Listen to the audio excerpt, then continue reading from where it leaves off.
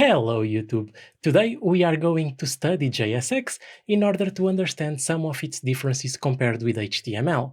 On the screen we can already see one of those differences. We have class name instead of class like in normal HTML. So what happens if I don't know that this is class name and I just type normal class? Well, in those scenarios you will see that on my console React will already show a warning. And that warning is actually quite helpful. It's telling us invalid DOM property class. Did you mean class name? So this is really helpful.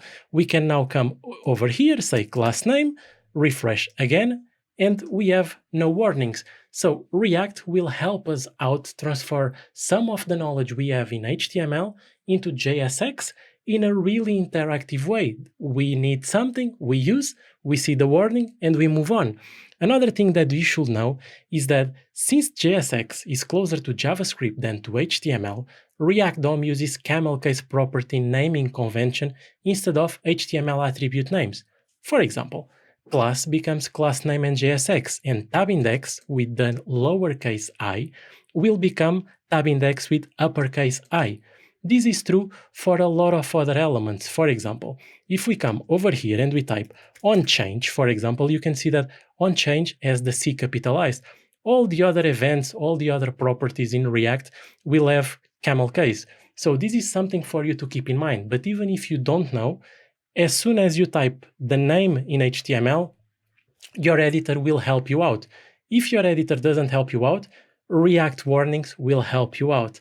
So if you receive also a really big template from your designers, you can go to this website over here, put the template on the left side, and over here we can see that we have, for example, tab index with lowercase, class. On the right, we have the JSX for that. So tab index, class name, and I will leave this tool in the description of the video. So if you need it, it will help you out. Now, let's say that we need to do a variable into this h1. Let's create a variable. For example, const myvar equals to YouTube. For example, I will just format this code, copy this myvar, and put it inside the h1. So when I do that, you can see that I have YouTube over there. And that's really great, right? But what's in reality happening inside those curly braces? Well, whatever we put over there, it will execute that JavaScript expression. In this case, executing this one, the result of my var will be YouTube. So that's why we see YouTube inside the h1.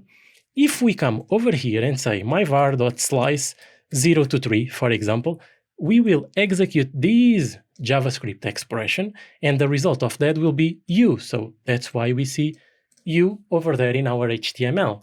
This is quite powerful, as you may see already.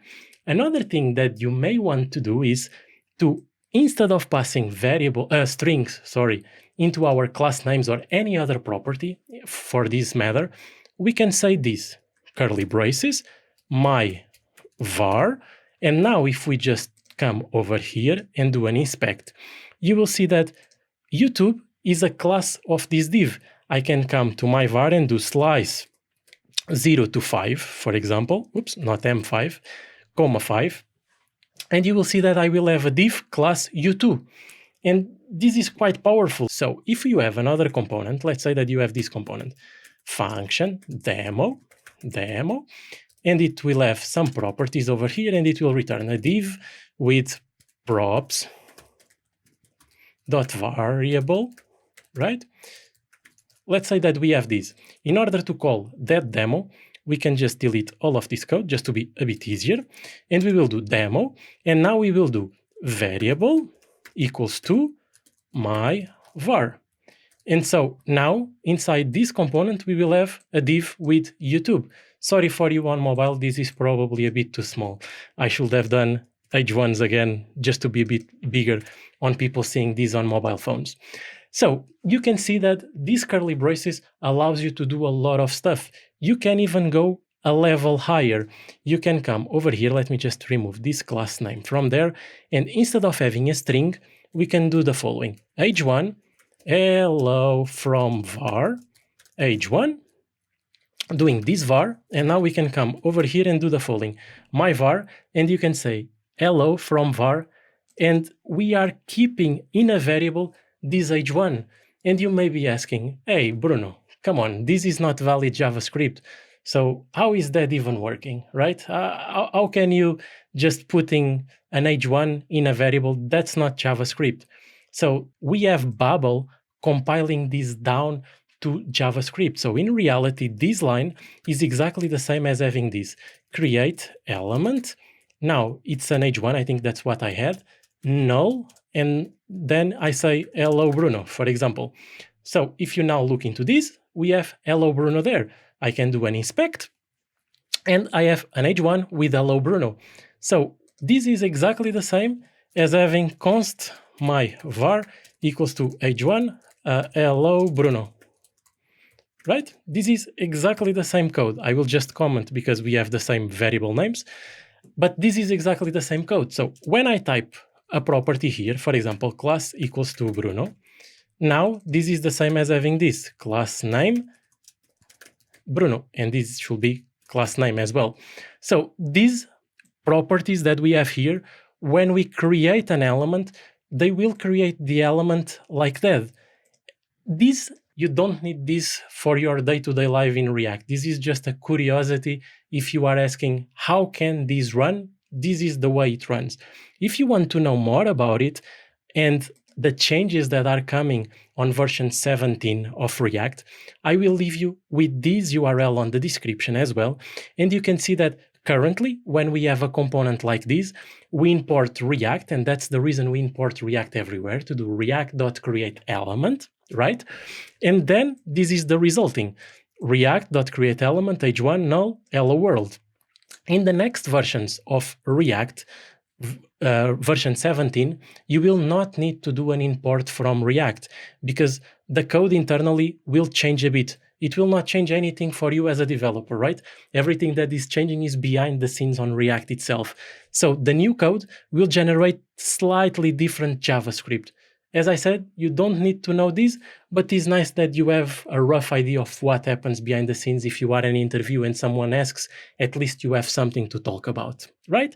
Now, that we did all of this, I think we are in a good place to start to look around into the event handlers that I said we will touch in 5-6 minutes. This is the time. Let's say that you have a button. For example, let me delete all of these because we don't need any of those anymore. And let's say that we have a button, click me, button, right?